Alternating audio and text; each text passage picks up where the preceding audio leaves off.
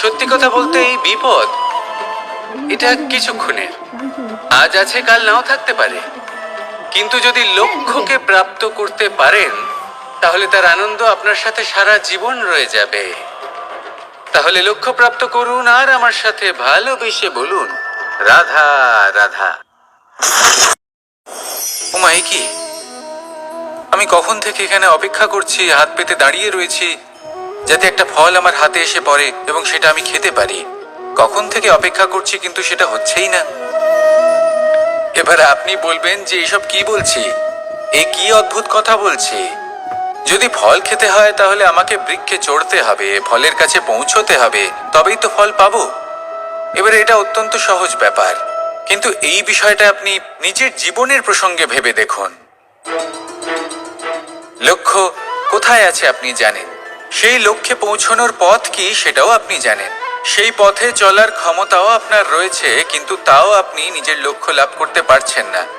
কেন? কারণ আপনি অপেক্ষা করছেন যে লক্ষ্য আপনার সামনে চলে আসবে, কিন্তু তা হয় না। লক্ষ্য সে যাই হোক না কেন, ধন হোক, প্রেম হোক, কোনো সম্মান হোক বা মোক্ষ হোক, যদি আপনি তার দিকে অগ্রসর না হন তাহলে ফল প্রাপ্তি অসম্ভব ব্যাপার, তা কোনোদিনই হবে না।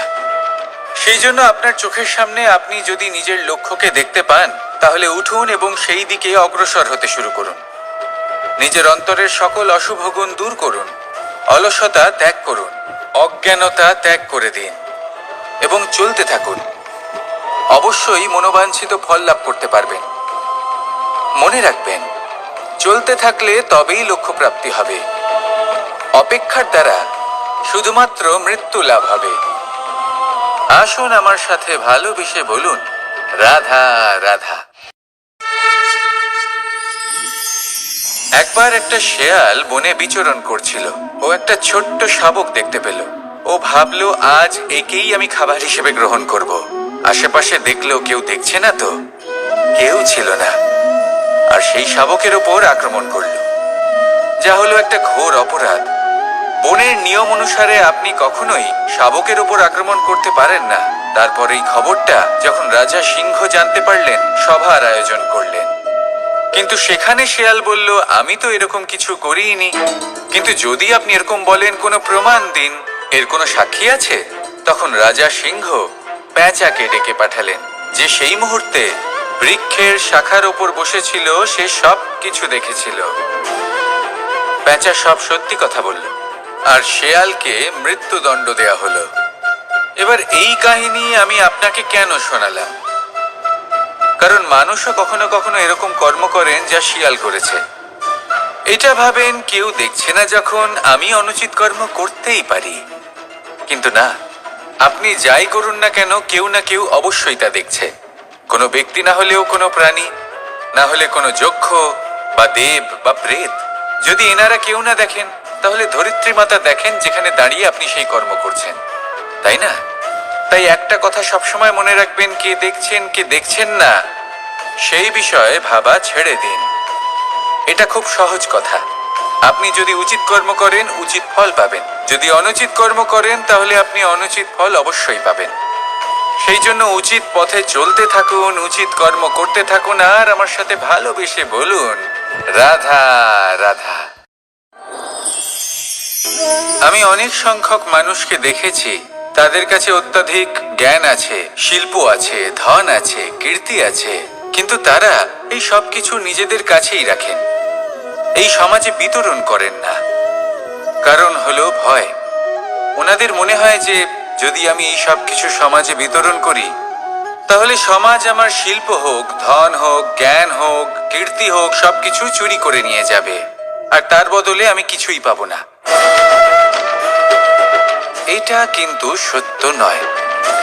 সত্য হলো এটাই যে যদি আপনি নিজেকে এই সংসারের প্রতি সমর্পিত করেন তাহলে এই সংসার আপনার প্রতিও সমর্পিত থাকবে।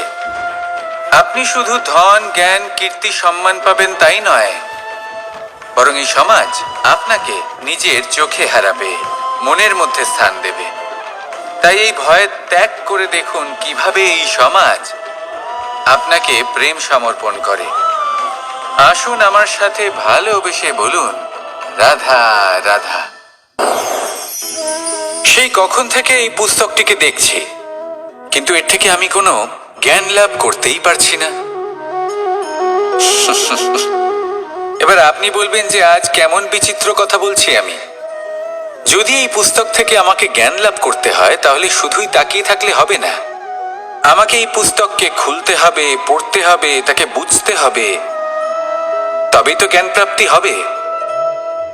বড়ই সহজ একটা ব্যাপার, কিন্তু একে যাপন করা অত্যন্ত কঠিন, তাই না?